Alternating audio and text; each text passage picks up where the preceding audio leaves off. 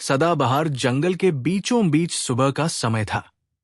सूरज की सुनहरी किरणें घने पेड़ों की छतरी से छनकर नीचे आ रही थी। हर ओर सुनहरा और हरा रंग बिखरा हुआ था। हवा ताजी थी और पक्षियों की मधुर चहचहाहट गूंज रही थी। झील के किनारे हिरण शांति से चर रहे थे। बंदर पेड़ों पर कूदफांद कर रहे थे और पत्तों के बीच से बहती हवा मानो कोई गीत गा रही थी। एक विशाल बरगद के पेड़ के नीचे जंगल का राजा शेर लियो गहरी नींद में सो रहा था। उसकी सुनहरी आयाल केशराशि सूरज की रोशनी में चमक रही थी। उसकी हर सांस से घास धीरे धीरे हिल रही थी। उसी के पास एक छोटा भूरा चूहा मिलो इधर उधर भागता हुआ अपने नाश्ते के लिए टुकड़े और बीज इकट्ठा कर रहा था।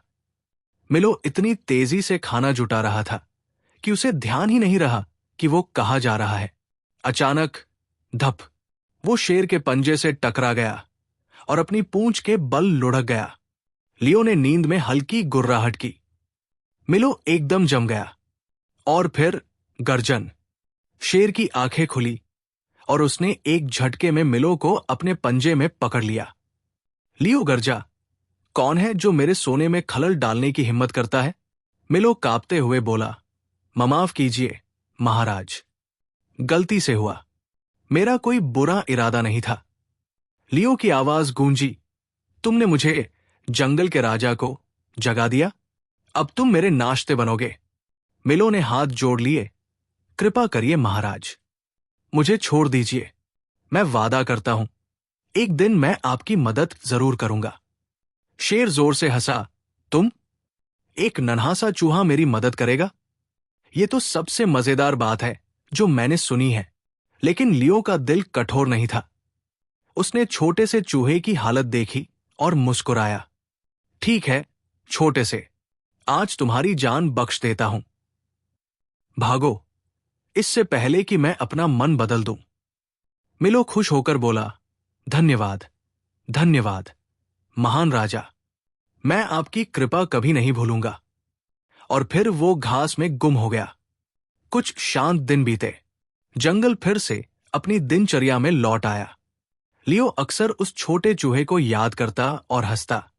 वो बोलेगा मेरी मदद करेगा? नामुमकिन। लेकिन किस्मत की योजना कुछ और थी। एक दोपहर लियो जंगल के उत्तर हिस्से में घूमने गया, वो जगह जहां वो शायद ही कभी जाता था। वहां पेड़ और भी घने थे और जमीन सूखे पत्तों से ढकी थी।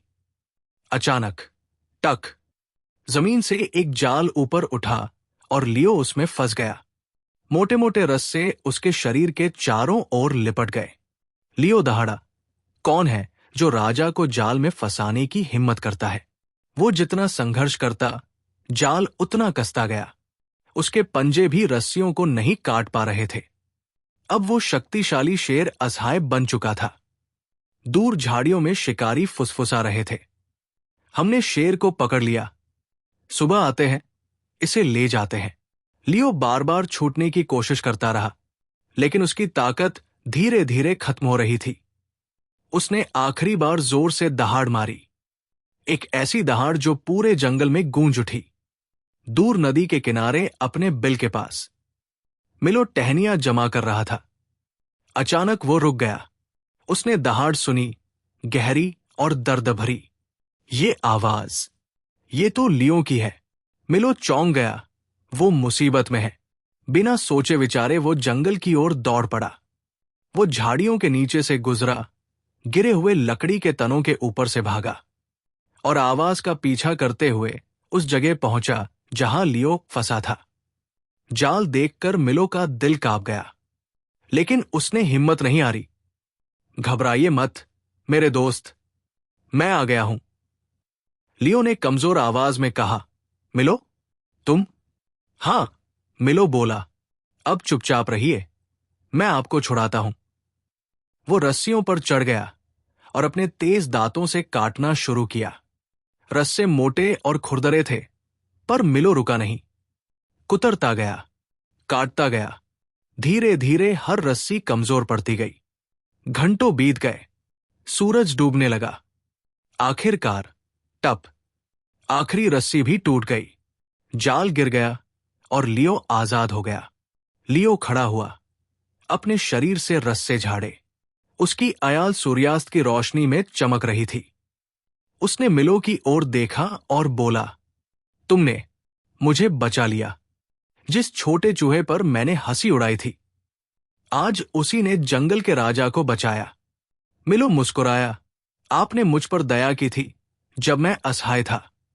आज मैंने बस वही लौटाया है।